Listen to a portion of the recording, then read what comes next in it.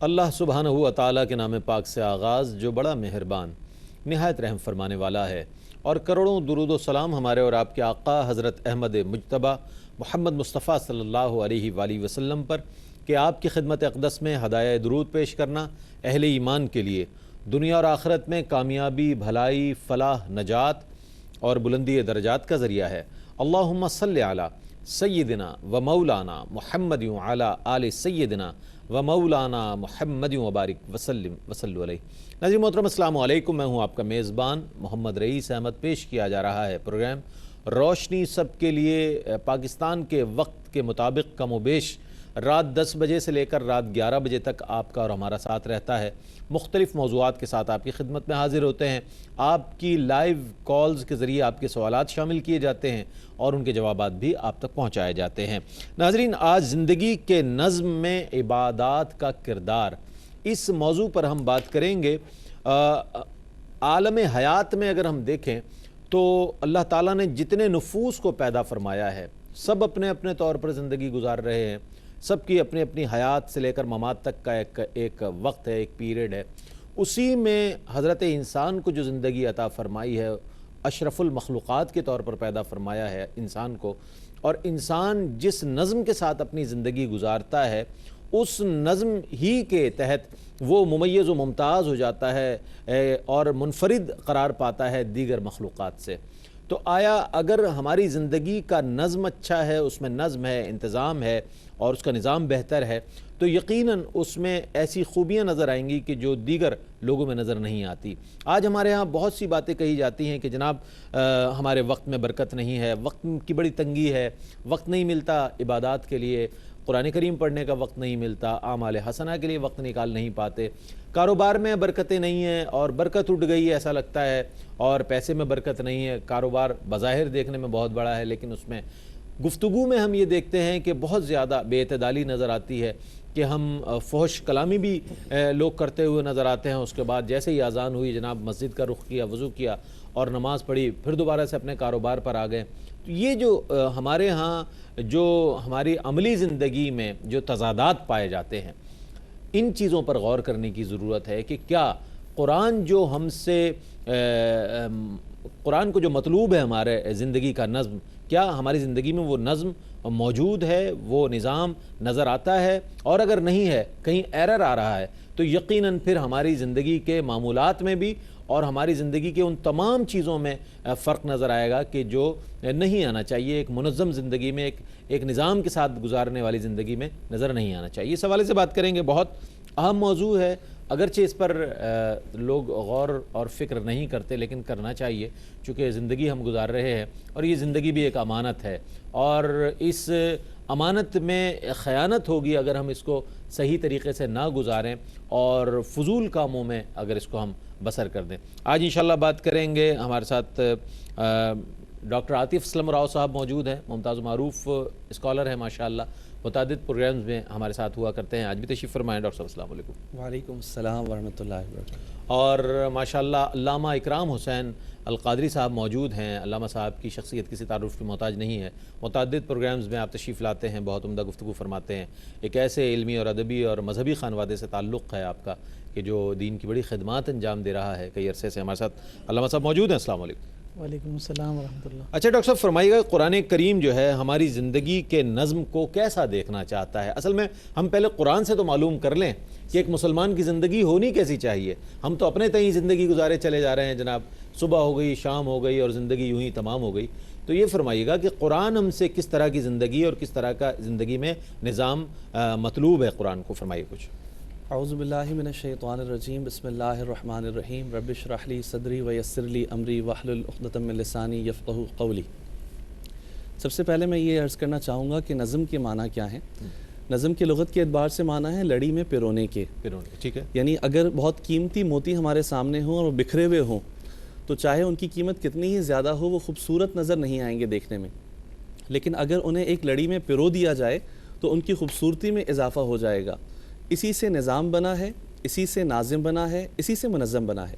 جہاں تک بات ہے قرآن مجید فرقان حمید کی، تو ہم سب جانتے ہیں کہ یہ کتاب ہدایت ہے اور زندگی کے تمام گوشوں سے متعلق اس میں رہنمائی موجود ہے۔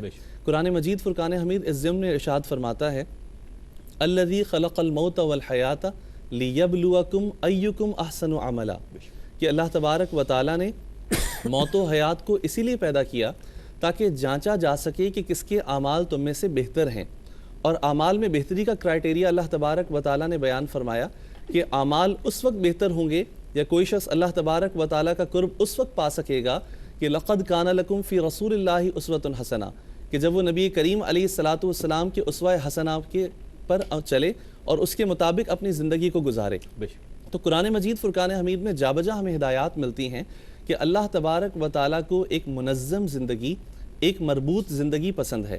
اللہ تعالیٰ کی مختلف مخلوقات ہیں جس میں ایک فرشتے بھی ہیں، اور جب فرشتوں کی صفات کا اللہ تبارک و تعالیٰ نے سورہ صافات میں ذکر فرمایا تو ابتدا ہی اس انداز سے کی کہ وہ صافاتی صفن، یعنی عمدگی اور سلیقے کے ساتھ صفیں بنائے ہوئے، اور نظم کے اندر یہ فرشتوں کی صفات کے اندر پہلی صفت اللہ تعالیٰ نے ذکر فرمائی ہے۔ تو حضرت انسان کے جسے اشرف المخلوقات کا ٹائٹل دیا گیا، جسے اللہ تبارک و تعالیٰ نے اپنی تمام مخلوقات میں سب سے زیادہ مکرم بنایا، تو اسے تو بدرجہ اولا چاہیے کہ اس کی زندگی کے تمام چیزوں کے اندر نظم موجود ہو۔ یعنی کہ بنی آدم تو وہ ہے کہ حضرت آدم علیہ السلام تو مسجود ملائکہ ہیں، بے شک ملائکہ نے تو یہ شرف اور یہ بزرگی دی، تو اسی لیے اللہ تبارک و تعالیٰ نے حضرت انسان کی زندگی کو منظم کرنے کے لیے عبادات کا تحفہ عطا فرمایا ہے، اور ان عبادات میں اللہ تبارک و تعالیٰ نے جس عبادت پر سب سے زیادہ زور دیا وہ نماز ہے، اور جب نماز کا حکم ملتا ہے تو اللہ تعالیٰ نے ارشاد فرمایا ان الصلاۃ کانت علی المؤمنین کتابا موقوتا، کہ بے شک اللہ تبارک و تعالیٰ نے وقت کی پابندی کے ساتھ نماز کی ادائیگی کو لازم کیا ہے۔ یہ وہ عبادت ہے کہ جس کا دن میں 5 مرتبہ شریعت ہم سے مطالبہ کرتی ہے، اور اس کے ذریعے جو چیزیں انسان کو حاصل ہوتی ہیں اس میں ایک جو سب سے اہم چیز ہے وہ نظم و ضبط ہے، کہ انسان کی زندگی منظم ہو جایا کرتی ہے۔ کہ حضور علیہ الصلاۃ والسلام نے فرمایا کہ جب لوگ نماز کے لیے کھڑے ہوں تو صفوں کو درست کر دیا جائے، ایک نظم ان کے اندر پیدا کیا جائے، اور جتنا زیادہ منظم ہوگا وہ عبادت اللہ تبارک و تعالیٰ کے نزدیک اتنی ہی مقبول ہوگی۔ کیا کہنے، یعنی ڈسپلن جو ہے وہ مطلوب ہے، وہ پسندیدہ عمل ہے انسان کی زندگی میں۔ جو ڈسپلن ہے اور جو اہتمام ہے، جو نظم ہے، اسے پسند کیا گیا۔ بے ہنگم زندگی کو پسند نہیں کیا گیا، بے ہنگم گفتگو کو پسند نہیں کیا گیا، بے ہنگم جو رویے ہیں ہمارے ان کو پسند نہیں کیا گیا۔ اور لقد کان لکم فی رسول اللہ اسوۃ حسنہ جس کا حوالہ دیا، اسی طرف آتے ہیں۔ بہت اچھا کسی کا شعر ہے، بہت استاد شاعر ہیں، ان کا شعر میں پیش کر دوں کہ نظم ہستی میں توازن کے لیے، نظم ہستی میں توازن کے لیے ساری دنیا اور تنہا مصطفیٰ، ساری دنیا اور تنہا مصطفیٰ۔ نبی کریم علیہ الصلوۃ والسلام سے بڑھ کر کون سی مثال ہو سکتی ہے؟ بلا شک و شبہ کوئی مثال ہو ہی نہیں سکتی کسی انسان کی، کہ اگر زندگی میں نظم دیکھنا ہے تو نبی کریم علیہ الصلوۃ والسلام کی ذات والا صفات اور آپ کی حیات مبارکہ سے دیکھا جا سکتا ہے۔ اس حوالے سے کیا فرمائیں گے علامہ صاحب؟ میں چاہوں گا کچھ روشنی ڈالی۔ الحمدللہ وحدہ والصلاۃ والسلام علی من لا نبی بعدہ، اما بعد۔ رئیس بھائی بڑے خوبصورت انداز میں قرآن مجید فرقان حمید کی آیات کی روشنی میں ڈاکٹر صاحب نے انسان کی زندگی کے نظم کے حوالے سے جو احکامات ہیں اس پر گفتگو کی۔ جیسا کہ ابھی ذکر ہوا کہ نظم جو ہے اس کا جو لغوی معنی لیا جاتا ہے وہ لغوی معنی ہے لڑی میں پرونا۔ اچھا، ہم یہ بھی دیکھتے ہیں کہ شاعر کے کلام کے لیے بھی نظم کا لفظ استعمال ہوتا ہے۔ بالکل۔ اب ذہن میں یہ سوال پیدا ہوتا ہے کہ شاعر کے کلام کو یعنی شعر کو نظم کیوں کہا جاتا ہے؟ تو اس کے پیچھے جو ہے وہ راز یہ ہے کہ شاعر کو اللہ رب العزت یہ صلاحیت عطا کرتا ہے کہ وہ اپنے مشاہدات کو، اپنے تجربات کو، اپنے جذبات کو، اپنے مطالعے کو چند الفاظ میں مرتب کر کے اور مربوط کر کے اسے سامنے پیش کرتا ہے۔ الفاظوں کی لڑیوں میں، الفاظ کی لڑیوں میں پرو دیتا ہے۔ وہ جب لڑی پرو دی جاتی ہے اور اس میں اس کے مشاہدات، تجربات اور جناب اس کا علم اور اس کی بساط شامل ہو جاتی ہے، تو جب اس لڑی کو کھولا جاتا ہے تو اس میں سے ایک تاریخ نکلتی ہے۔ اور انسان کی زندگی بھی بالکل اس شاعر کے شعر کی مانند ہے، اور اس شاعر کے شعر کی مانند اس زندگی کو ہم نے کرنا کیا ہے؟ اس انداز میں منظم کرنا ہے کہ وہ اعمال کہ جس کے ذریعے سے اس زندگی کی بنیاد ہے، اور وہ اعمال کہ جسے دوسرے لفظوں میں عبادت اور بندگی کا نام دیا جاتا ہے۔ اگر انسان نے اعمال اور بندگی کے اس نظم میں اپنے آپ کو مربوط کر لیا تو جب اس کی زندگی بھی کھولی جائے گی تو وہ ایک تاریخ ہوگی، اور اس تاریخ میں موجود نظم نہ صرف اس کے لیے بلکہ اس کے بعد آنے والوں کے لیے بھی فائدہ مند ہوگی۔ بہت عمدہ۔ تو جب حضور علیہ الصلوۃ والسلام کی ہم حیات مبارکہ دیکھتے ہیں تو آقا کائنات صلی اللہ علیہ وآلہ وسلم کی حیات مبارکہ سے بڑھ کر کسی کی زندگی نظم و ضبط میں ایسی بے مثال ہمیں نظر نہیں آتی۔ سب سے زیادہ مربوط منظم اگر زندگی اور حیات ہے تو وہ تاجدار کائنات صلی اللہ علیہ وآلہ وسلم کی حیات مبارکہ ہے۔ اگر ہم ایک جنرلی ایک یوں سمجھیں کہ ایک تجزیہ کرتے ہیں، ایک اجمالی طور پر ہم اگر نظر ڈالتے ہیں تو ہمارے معمولات میں نظم اس شے کو کہا جائے گا کہ آپ کی ذات سے وابستہ ہر شے کا حق اسے ادا کر دیا جائے تو آپ کی زندگی خود بخود نظم و ضبط میں ڈھل جاتی ہے۔ واہ واہ۔ آپ سے جو بھی شے وابستہ ہوگی اگر اس کا حق بر وقت ادا ہو رہا ہے تو آپ کی زندگی خود بخود منظم ہوتی چلی جاتی۔ تو اسی وجہ سے حضور علیہ الصلوۃ والسلام کی حیات مبارکہ کو اگر اس ضمن میں دیکھتے ہیں تو آپ کی جب ہم اجتماعی حیات مبارکہ کو دیکھتے ہیں، صحابہ کے ساتھ اپنے ساتھیوں کے ساتھ اٹھنا بیٹھنا دیکھتے ہیں، ان کے ساتھ معاملات کو دیکھتے ہیں تو وہ صحابہ آقا کائنات صلی اللہ علیہ وسلم پر جان نچھاور کرتے ہوئے نظر آتے ہیں۔ حضور علیہ الصلوۃ والسلام کی عائلی زندگی، حضور کے گھر کی زندگی دیکھتے ہیں تو حضور علیہ الصلوۃ والسلام خود اس بات کا اعلان فرما رہے ہیں، تاجدار کائنات صلی اللہ علیہ وسلم اس بات کی ترغیب عطا فرما رہے ہیں کہ تم میں سب سے اچھا وہ ہے جو اپنے گھر والوں کے ساتھ خیرکم خیرکم لی اہلی و انا خیرکم لی اہلی۔ بالکل، اور حضور نے فرمایا کہ میں تم میں سے سب سے زیادہ گھر والوں کے ساتھ سلوک کرنے میں اچھا ہوں۔ تو یہ جو نظم ہے حضور علیہ الصلوۃ والسلام کا حقوق کی ادائیگی کے حوالے سے جو منظم حیات ہے، یقینی طور پر اسی وجہ سے تاجدار کائنات صلی اللہ علیہ وسلم کی حیات کو اسوہ قرار دیا گیا، اور لقد کان لکم فی رسول اللہ اسوۃ حسنہ کے عظیم منصب کو عطا فرمانے کے بعد پوری انسانیت کے لیے ایک ایسی آئیڈیل جو ہے نا شخصیت عطا کر دی گئی کہ اب اگر کوئی اس زندگی کے نقوش پر اپنی زندگی بسر کرے گا تو یقیناً اس کی زندگی منظم بھی کہلائے گی، مرتب بھی کہلائے گی اور مربوط بھی کہلائے گی۔ ناظرین، زندگی کے نظم میں عبادات کا کردار آج ہمارے پروگرام کا موضوع ہے۔ آپ شکوہ کیا کرتے ہیں ٹیلی فون کالز پر، سوشل میڈیا پر بھی ہمیں میسیجز ملتے ہیں کہ جناب آپ کے پروگرام میں ہماری کال نہیں ملتی، لائن جو ہیں وہ بیزی ہوتی ہیں۔ لائن اوپن ہے، آپ کے لیے نمبر دیے جا رہے ہیں اسکرین پر، آپ ان نمبرز پر کال کر کے اپنے سوالات کو شامل کر سکتے ہیں، اپنی رائے دے سکتے ہیں۔ حاضر ہوتے ہیں ایک وقفے کے بعد۔ آپ ہیں، ہم ہیں، اور یہ پروگرام ہے، ہمارے ساتھ رہیے گا۔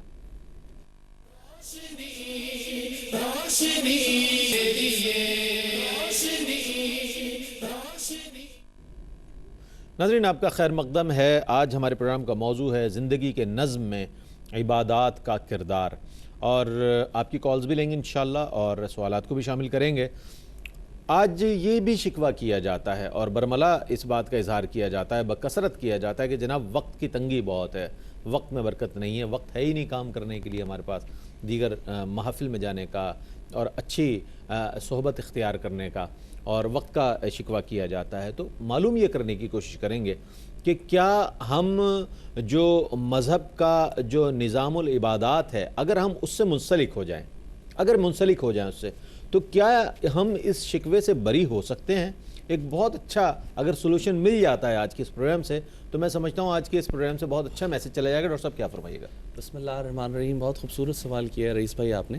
اصل میں ایک معاملہ تو یہ ہے کہ ہمیں خود پیشن گوئی نظر آتی ہے کہ قرب قیامت سال مہینوں میں، مہینے ہفتوں میں، ہفتے دنوں میں لگے گا ایسا کہ جیسے گزر گئے ہیں۔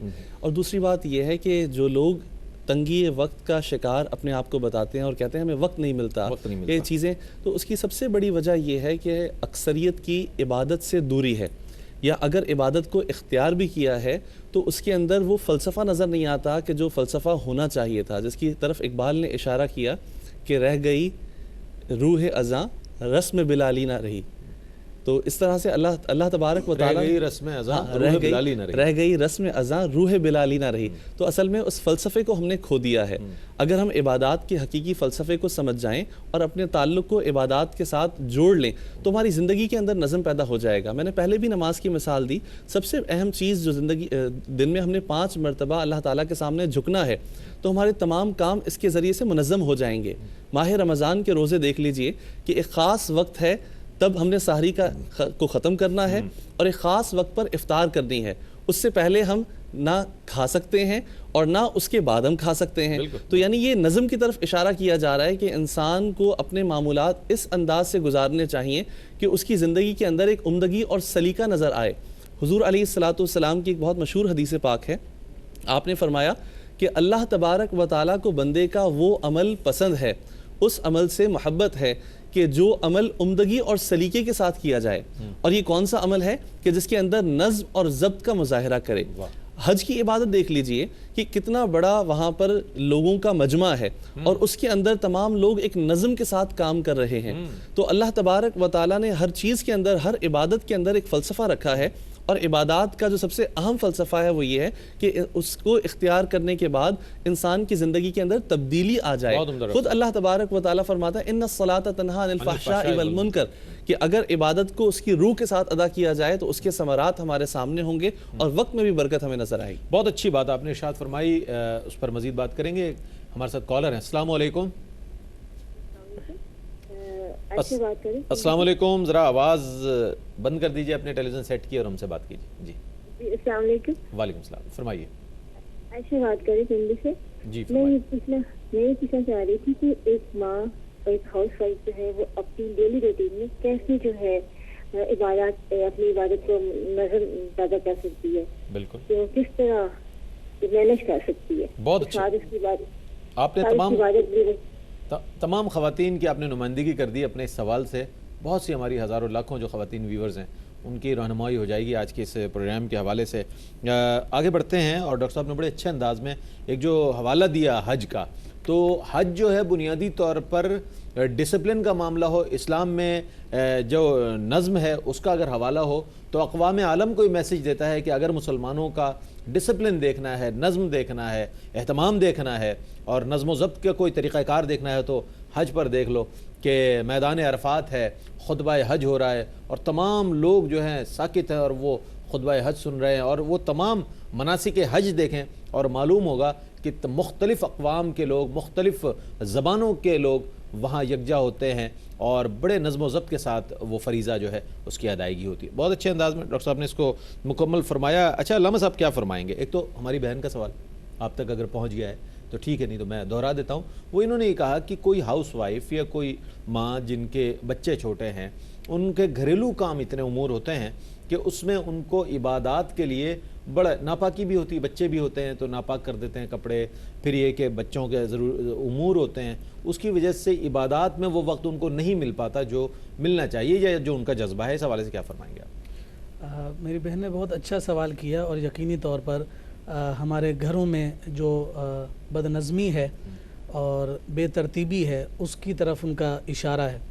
اور عام طور پہ ہماری خواتین کو اور ہماری بہنوں کو گھروں میں یہی شکوہ رہتا ہے کہ ہم عبادت کیسے کریں، بچے چھوٹے ہیں، وقت بے وقت طہارت اور ناپاکی کا سلسلہ رہتا ہے. اور یہ ساری چیزیں مسلم ہیں، اس سے انکار بھی نہیں کیا جا سکتا. لیکن اللہ رب العزت کے پیارے حبیب صلی اللہ علیہ وآلہ وسلم کی پیاری شہزادی کونین سیدۃ نساء العالمین سیدہ فاطمۃ الزہرا رضی اللہ تعالی عنہا کی حیات مبارکہ اور آپ رضی اللہ تعالی عنہ کا اسوہ تمام امت مسلمہ کی ماؤں بہنوں کے لیے ایک عظیم آئیڈیل ہے. بہت اچھی مثال دی آپ نے. تاجدار کائنات صلی اللہ علیہ وسلم کے پیارے نواسے امام حسن مجتبیٰ، امام حسین مرتضیٰ، سیدہ فاطمۃ الزہرا نے ان دونوں کی پرورش بھی کی، انہیں پالا بھی، انہیں پروان بھی چڑھایا اور ساتھ ساتھ رب کی بندگی کا فریضہ بھی سر انجام دیا. سارا دن اللہ رب العزت کے پیارے حبیب صلی اللہ علیہ وسلم کی یہ پیاری اور محبوب شہزادی اپنے گھر کے امور سر انجام دیتی اور یہاں تک امور سر انجام دیتی کہ آپ کے ہاتھ مبارک جو ہے وہ چھالے ان کے ہاتھوں میں پڑ جائیں. اور پھر جب رات ہو تو رات میں پھر وہ دن میں جو عبادت اور بندگی میں کوئی کمی بیشی محسوس کرتی تو پھر وہ مصلی بچھا کر رات میں رب کی عبادت اور بندگی کا حق اور فرض ادا کرتی. اور جب صبح سورج جو ہے نا اپنی شعائیں بکھیرنے لگتا تو رب ذوالجلال کی بارگاہ میں عرض کرتی، باری تعالیٰ تو نے رات اتنی چھوٹی پیدا کی ہے کہ تیری بندی تیرا جو ہے نا سکون اور اطمینان سے تیرا ایک سجدہ بھی ادا نہ کر سکے. تو اس طرح کے جب اشکالات ہماری ماؤں بہنوں کے ذہنوں میں آتے ہیں تو ہمیں ان عظیم نفوس کی جانب نظر کرنی ہے کہ جنہوں نے اپنی زندگی کو منظم رکھا، اور وہی بات کہ شاعر کے شعر کی طرح کہ جب وہ کھلتے ہیں تو ایک تاریخ بنتی ہے. سیدہ فاطمہ کی زندگی تاریخ ہے، اور وہ تاریخ بھی سبق سے اور حکایت سے اور نصیحتوں سے بھری ہوئی ہے. کسی بھی ماں کو، کسی بھی بہن کو اور امت کی کسی بھی عورت کو اگر ایک آئیڈیل اور منظم زندگی گزارنی ہے تو اسوہ فاطمہ کو اختیار کرے. تو یہ سارے اعتراضات اور سوالات کے ہمیں جوابات نصیب ہو جاتے ہیں. سبحان اللہ سبحان اللہ.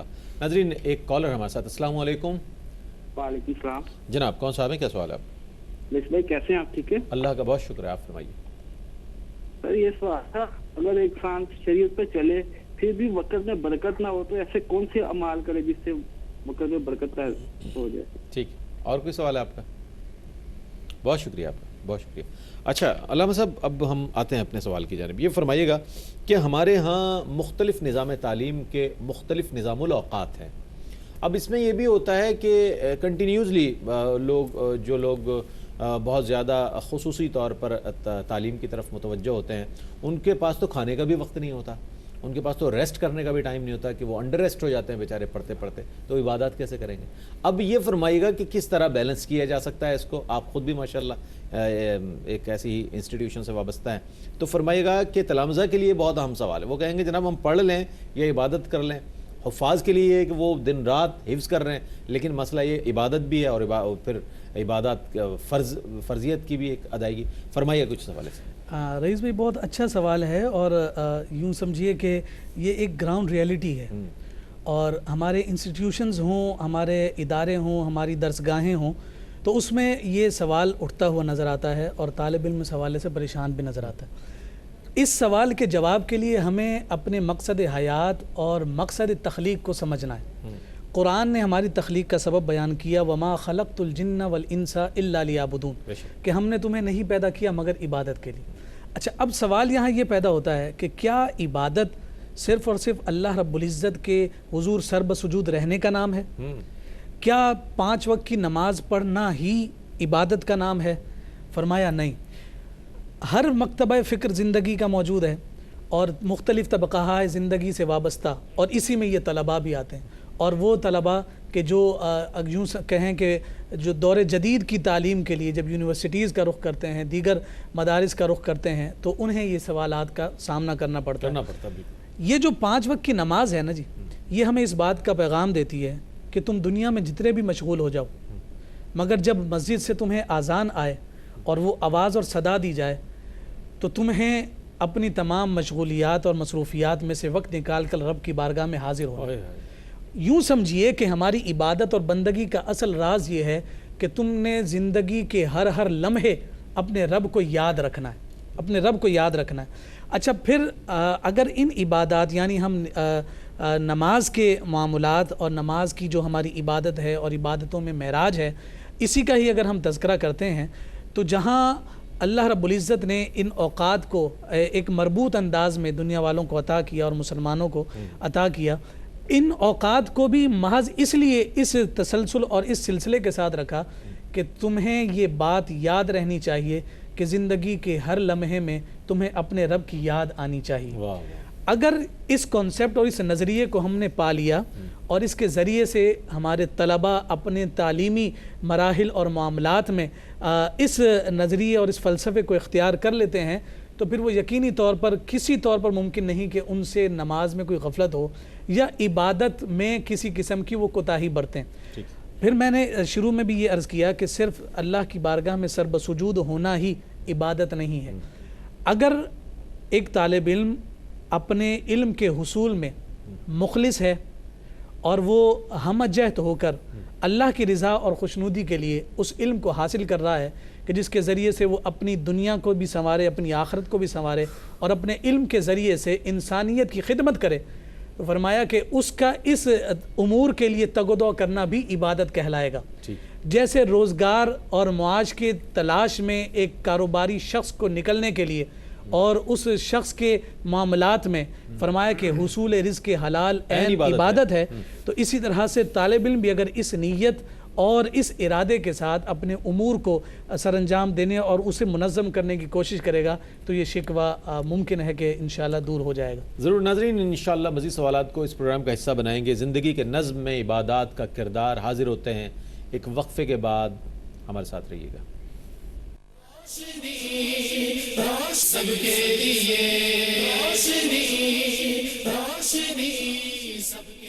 ناظرین، آپ کا خیر مقدم ہے، اور آج بہت ہی اہم موضوع پر ہم پروگرام کر رہے ہیں اور جوابات آپ تک پہنچائے جا رہے ہیں۔ اگلے سوال کو ہم شامل کریں گے اپنے کالر کے بھی سوال کو کہ ہم تو تمام چیزیں بہت اچھے انداز میں نظام زندگی ہمارا جاری ہے، لیکن اس میں برکت نہیں ہے، تو کیا ایسا عمل کیا جائے کہ جس کے بعد جو ہے زندگی میں خیر و برکت کا حصول ممکن ہو سکے؟ سوال بھی میں اس سے ہی ریلیونٹ ایک کوشچن ڈاکٹر صاحب کی خدمت میں پیش کرنا چاہوں گا۔ ڈاکٹر صاحب کیا فرمائیں گے؟ ہم یہ بھی دیکھتے ہیں روزگار کے معاملات ہوں یا کاروبار کے معاملات ہوں، اس میں بھی ایک طرف تو یہ دیکھا جاتا ہے کہ اگر کاروبار میں کم تنگی ہے یا برکت نہیں ہے تو اس کا شکوہ کیا جاتا ہے، اور جہاں ایسا نہیں ہے، جہاں برکت ہے، وہاں بے روی کی طرف ہماری جو ہے نظریں ہوتی ہے کہ جناب وہ حضرات کی جن کے پاس مال و دولت ہے، برکت ہے، وہ بے روی کی طرف جاتے ہوئے نظر آتے ہیں۔ تو زندگی کے نظام میں اعتدال کیسے آئے گا، اور کس طرح ہم اسلامی تعلیمات کو اپنی زندگی میں شامل کریں کہ یہ جو چیزیں ہیں افراد و تفریط اس میں کمی ہو اور ایک نظام زندگی جو ہے بہتر انداز میں جاری رہ سکے؟ بسم اللہ الرحمن الرحیم۔ رئیس بھائی، بہت خوبصورت سوال آپ نے کیا، اور پہلے میں اس سوال کی طرف آنا چاہوں گا کہ ہمیں برکت کیوں نہیں نظر آتی۔ اصل میں بات یہ ہے کہ ہم تمام اعمال کو اختیار کرتے ہیں، اس کے ساتھ ساتھ ہماری توجہ اللہ تبارک و تعالیٰ کی طرف ہونی چاہیے اور عمل میں اخلاص ہونا چاہیے۔ جب یہ دو باتیں ہوں گی تو ہمیں خود ہمارے اعمال کے نتائج نظر آئیں گے۔ ایک بزرگ سے کسی نے سوال کیا کہ اگر آپ کو پتہ چل جائے کہ آج کا دن آپ کی زندگی کا آخری دن ہے تو آپ کون سا عمل اختیار کریں گے؟ بہت خوبصورت سوال تھا۔ ان بزرگ نے کہا کہ میں جو اعمال اختیار کرتا آ رہا ہوں انہی اعمال پر جاری و ساری رہوں گا، انہی اعمال کو بجا لاؤں گا۔ تو وہ کہنے لگا کیوں آپ کوئی تبدیلی کیوں نہیں لائیں گے؟ وہ کہنے لگے اس لیے تبدیلی نہیں لاؤں گا کیونکہ قرآن مجید فرقان حمید میں اللہ تبارک و تعالیٰ نے فرمایا یا ایھا الذین آمنوا اتقوا اللہ حق تقاتہ ولا تموتن الا وانتم مسلمون، کہ ایک مسلمان کا تو ہر دن ایسا ہونا چاہیے اور ہر عمل ایسا ہونا چاہیے کہ یہی دن میری زندگی کا آخری دن ہے اور یہی عمل اللہ تبارک و تعالیٰ کی بارگاہ میں مجھے مقبولیت دلائے گا۔ تو جب میں نے اس آیت پر عمل کیا تو اب اپنے اعمال میں تبدیلی لانے کی کیا ضرورت ہے؟ دوسری بات یہ کہ جو لوگ مال و دولت کماتے ہیں وہ بے راہ روی کا شکار بسا اوقات ہمیں دکھتا ہے کہ وہ ہو جاتے ہیں، اور مال کو صحیح طور پر استعمال نہیں کر پاتے اور بسا اوقات اللہ تعالیٰ کی نافرمانیوں میں لگ جاتے ہیں۔ تو اس کے لیے ہمیں اپنا محاسبہ کرنا چاہیے، سیلف اکاؤنٹیبلٹی ہونی چاہیے۔ حضور علیہ الصلاۃ والسلام کی حیات مبارکہ ہمارے سامنے ہے۔ نبی کریم علیہ الصلاۃ والسلام کے جو صحابہ کرام علیہم رضوان ہیں وہ اکابرین امت ہیں، ہمیں ان کی زندگیوں میں دیکھنا چاہیے۔ میں صحابہ کرام علیہم رضوان کی حیات مبارکہ سے ایک مثال پیش کرنا چاہوں گا۔ جی ضرور۔ ابو الدرداء رضی اللہ تعالی عنہ جو ہیں وہ انصاری صحابی ہیں، اور حضرت سلمان فارسی رضی اللہ تعالیٰ عنہ ہیں وہ مہاجر ہیں۔ یہ جب حضور صلی اللہ علیہ وسلم نے مواخات قائم فرمایا تو ان دونوں کو رشتہ مواخات میں جوڑ دیا۔ اب حضرت سلمان فارسی رضی اللہ تعالیٰ عنہ کما کر باہر سے گھر آتے ہیں تو دیکھتے ہیں کہ حضرت ابو الدرداء رضی اللہ تعالیٰ عنہ نماز میں مشغول ہیں اور آپ کا لباس بہت خستہ ہے۔ تھوڑی دیر کے بعد جب کھانے کا اہتمام ہوتا ہے آپ کھانے کو رکھ دیتے ہیں اور حضرت ابو الدرداء رضی اللہ تعالیٰ عنہ آتے ہیں تو آپ کہتے ہیں کہ آپ کے لباس بہت خستہ حال ہے، کیا بات ہے؟ وہ کہتے ہیں کہ میں دنیا کی لذتوں میں نہیں پڑتا۔ کھانا سامنے رکھتے ہیں، کھانا تناول کرنے سے بھی انکار کرتے ہیں۔ پھر رات کو یہ دونوں حضرات جب سوتے ہیں تو حضرت ابو الدرداء کی آنکھ کھلتی ہے اور وہ عبادت کے لیے جانے کا ارادہ کرتے ہیں تو حضرت سلمان فارسی روک لیتے ہیں، کہتے ہیں کہ تھوڑا سا مزید آرام کر لیں، اس کے بعد پھر ہم عبادت کریں گے۔ پھر رات کے دوسرے پہر آنکھ کھلتی ہے، پھر روک لیتے ہیں، پھر تیسرے حصے میں کہتے ہیں کہ اب ہم دونوں ساتھ اللہ تعالیٰ کی حضور عبادت کرتے ہیں۔ یہ معاملہ کرنے کے بعد دونوں دعا مانگتے ہیں، اور دعا مانگنے کے بعد جب حضرت ابو الدرداء رضی اللہ تعالیٰ عنہ فجر کے وقت یا دن میں کسی وقت حضور علیہ الصلاۃ والسلام سے ملاقات ہوتی ہے، یہ تمام معاملہ حضور کے سامنے پیش کرتے ہیں تو حضرت سلمان فارسی رضی اللہ تعالیٰ عنہ کو حضور علیہ الصلاۃ والسلام سراہتے ہیں کہ دیکھو دنیا میں رہو دنیا میں جو اللہ تعالیٰ نے نعمتیں دی ہیں انہیں استعمال بھی کرو، اور اس کے ساتھ ساتھ اللہ تعالیٰ کے حضور میں حاضر بھی رہو اور اللہ تعالیٰ کی عبادت بھی کرو. جیسا کہ علامہ صاحب نے فرمایا کہ عبادات اور معاملات ان دونوں میں اللہ تعالیٰ کی رضا کو حاصل کرنا ہے، تبھی ہم کامیاب ہو سکتے ہیں. کچھ صحابہ نے ارادہ کیا کہ ہم مستقل روزے رکھتے رہیں گے، کچھ نے ارادہ کیا کہ ہم نکاح نہیں کریں گے. جب یہ معاملہ حضور صلی اللہ علیہ وسلم کو پتہ چلا تو آپ صلی اللہ علیہ وسلم نے فرمایا کہ میری زندگی تمہارے سامنے ہے. حضور نے اپنی زندگی کو پیش کیا کہ میں نے نکاح بھی کیا ہے، میری اولاد بھی ہے، میری ازواج بھی ہیں، اور میں تمام معاملات بھی کرتا ہوں. اور پھر بھی دیکھو کہ میرا معاملہ کیسا ہے کہ جیسے آپ نے کہا انا خیرکم لأہلہ، کہ حضور نے فرمایا تم میں سے سب سے بہتر وہ ہے جو اپنے گھر والوں کے ساتھ اچھا ہے، اور اپنے بارے میں فرمایا کہ میں اپنے گھر والوں کے ساتھ سب سے زیادہ بہتر ہوں. تو حضور علیہ السلام نے جو بیلنس ہمارے سامنے پیش کیا ہے ہمیں اسے دیکھنا چاہیے کہ اللہ تبارک و تعالیٰ کی نعمتوں کو بھی استعمال کریں، اس کے اندر اسراف بھی نہ کریں، اور اللہ تبارک و تعالیٰ کے احکامات پر چلتے ہوئے زندگی گزارنے کی کوشش کریں. تو تمام معاملات ہمارے مینج بھی ہو جائیں گے اور ہماری زندگی بھی بہتر ہو جائے گی. اچھا، آج ہمارے ہاں یہ بھی ایک ہم انداز دیکھتے ہیں بڑی معذرت کے ساتھ، آج بڑی زبانیں ہو گئی ہیں، لوگوں کی رویے خراب ہو گئے ہیں. ہم یہ دیکھتے ہیں کہ اساتذہ کے ساتھ جو طلباء کا رویہ ہے وہ ایسا ہے کہ شاید وہی اساتذہ ہوں اور ان کو پڑھانے والے یا انہیں علم کی دولت سے روشناس کرانے والے ہی ان کے شاگرد ہیں. اس طرح کے رویے سامنے آتے ہیں. اسی طرح عام افراد کو ہم دیکھتے ہیں کہ علماء سے بات کرتے ہوئے بھی ان کی زبانیں اس طرح کی ہوتی ہیں کہ محسوس نہیں ہوتا کہ ایک عالم دین سے بات کی جا رہی ہے.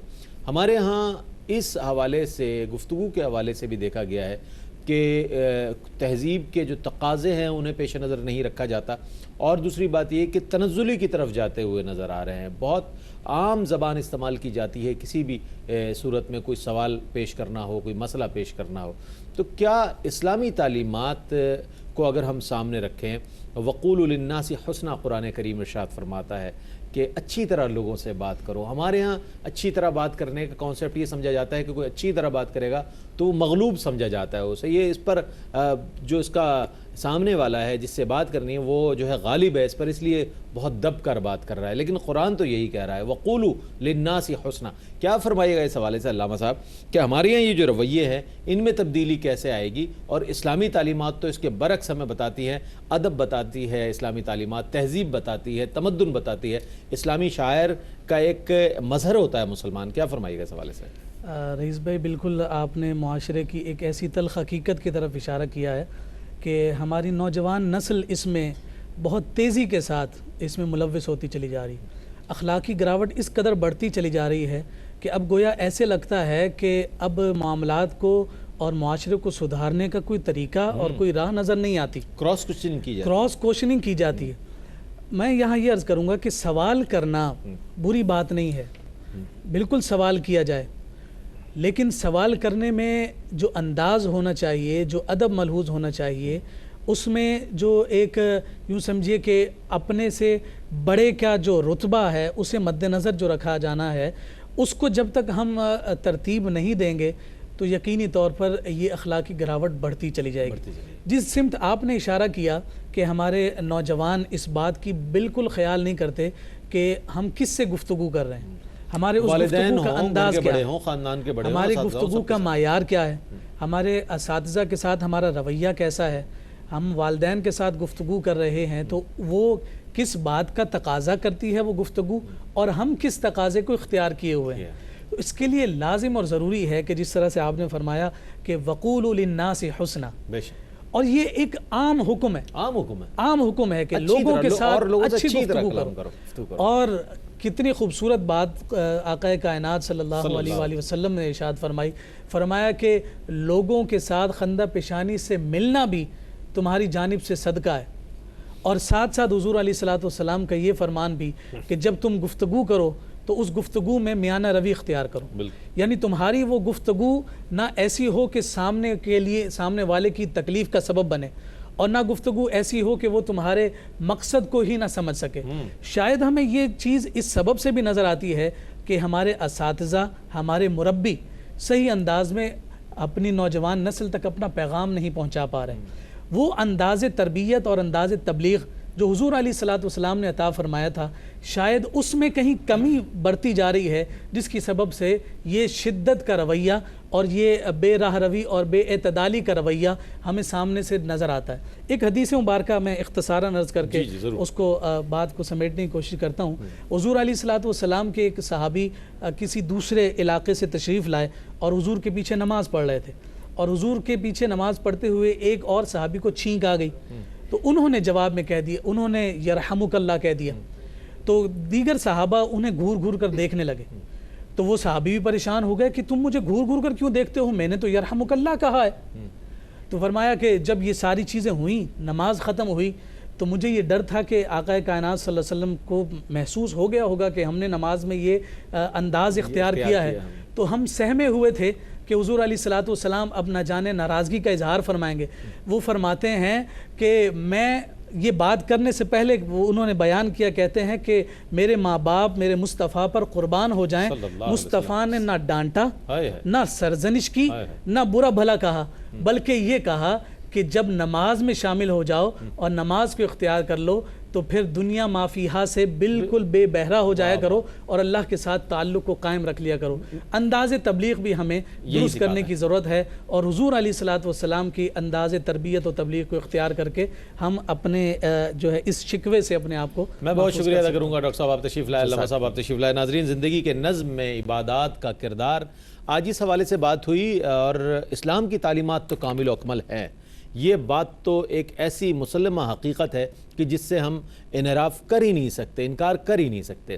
ہاں، اس بات پر غور کرنے کی ضرورت اشد ضرورت ہے کہ ہم اپنی زندگی پر غور کریں، ہم خود احتسابی کے عمل سے گزریں، سیلف اکاؤنٹیبلٹی کریں کہ آیا ہم اپنی زندگی میں ڈسپلن جو ہے، جو اسلام ہمیں ڈسپلن دے رہا ہے، ویسے تو ڈسپلن کو بہت اختیار کیا جاتا ہے، لیکن جو اسلام نے ہمیں ایک نظام حیات دیا ہے اور جو قرآن جس بات کا متقاضی ہے ہماری زندگی سے، کیا وہ نظم ہماری زندگی میں موجود ہے؟ اگر نہیں ہے تو اطمینان بھی اسی سے ملے گا، اور زندگی میں توازن بھی اسی سے آئے گا، اور زندگی میں جو خوبصورتی ہے زندگی کی وہ بھی اسی سے نصیب ہوگی انشاءاللہ، اگر ہم اسلام کے احکامات کے مطابق اپنی زندگیوں کو گزاریں۔